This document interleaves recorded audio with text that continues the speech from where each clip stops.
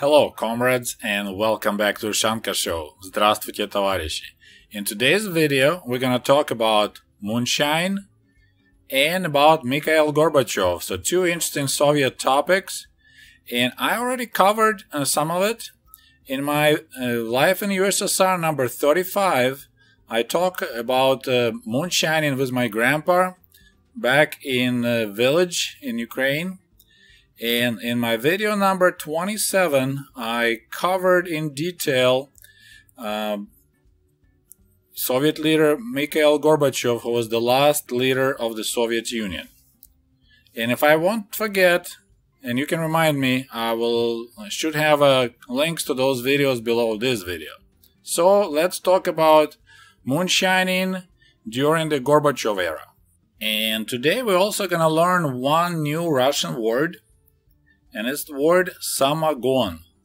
Samagon means moonshine. And if you translate, kind of like direct translation, sam and gon means like you making it by yourself. Gnat is interesting. It's a verb that also means like you are, if you're in a hurry, if you're pushing something really hard.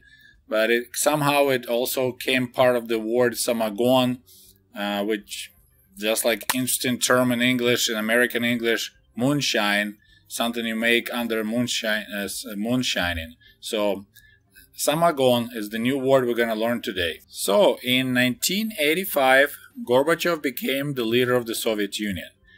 And he became the leader of the Communist Party of the Soviet Union. And since it was the only party in the Soviet Union, and the party had complete control of the country, so the leader of the Communist Party automatically was the leader of the Soviet Union. So for example, in modern situation, Nancy Pelosi, if she would be the leader of the Democratic Party and that's the only party in the country, she'll be automatically the leader of the United States. And if you studied the history of Soviet Union, you probably know that Gorbachev did a lot of changes in the Soviet system, trying to improve it, trying to get it going, try to have economy pick up the pace. And so you probably heard such terms as perestroika, glasnost, ускорение. But besides those activities, he also started right there in 1985 in May, anti-alcoholic campaign. So he started fighting against alcoholism in the Soviet Union.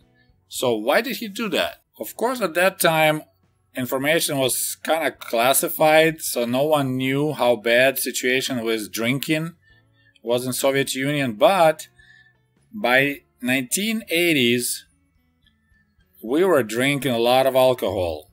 Average alcohol consumption in Soviet Union was 10.5 liters per person. So it's around 3 gallons of alcohol per person. So doesn't matter, you're a baby, you're a woman, you're old person. So, but if you translate it to the real numbers, because mostly there were guys drinking, it translated to 100 bottles of vodka per adult male. So pretty much adult male was consuming 1 bottle of vodka, half-liter bottle, every 3 days. That's a lot of alcohol. And of course, if you have a lot of drinking, you have a lot of problems which relates to it. It can be crime, car accidents, industrial accidents, and so on.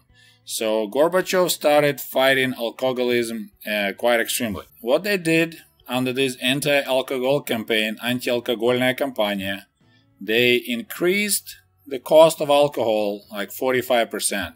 So for example, we had a vodka you could purchase for like 4 rubles 50 cents for a bottle. It went up to 9 rubles. They also changed the times when you can purchase alcohol. Like if you live in America, you can go to the supermarket, most of the states, and you can purchase alcohol day or night, doesn't matter. They limit, so you can only purchase alcohol from 2 p.m. till 7 p.m. So only for 5 hours a day you could buy alcohol. And I think on Sundays and Saturdays you couldn't buy at all.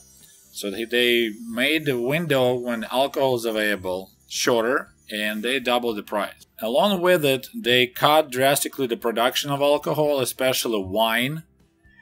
They ordered to cut down acres and thousands of acres of vineyards all over the country, and most vineyards were south, so that's like Crimea. So a lot of vineyards were destroyed in Ukraine and Georgia. And so the wine production collapsed, vodka production collapsed, and along with it, Soviet Union budget collapsed because Soviet country was the monopoly. No one else could produce alcohol privately, so all the sales from alcohol were going right into the budget. So Soviet Union lost about 62 billion rubles, or 25% of the budget. So 25% of the budget was from selling alcohol, so that was a huge damage to Soviet economy. But to be fair, with less drinking, we had some positive changes. For example, the longevity, people started living a little bit longer, especially males. There was less crime related to alcohol, so less drunk people, less, fights, less knifing. And during that time, there was a tiny baby boom. So guys were bored, they couldn't get vodka, so they were busy with their wives, having fun. So there was a Gorbachev's small baby boom in the late 1980s. So that was kind of an interesting side effect. But of course, since people couldn't buy alcohol at the stores anymore, it was way harder and way more expensive. People started making moonshine. I mean, they were making moonshine before, but after these changes, moonshine exploded. And the first sign of moonshining picking up speed was that sugar disappeared from the stores. That was like first time I remember when it was like hard to find sugar in the store because everyone was buying sugar.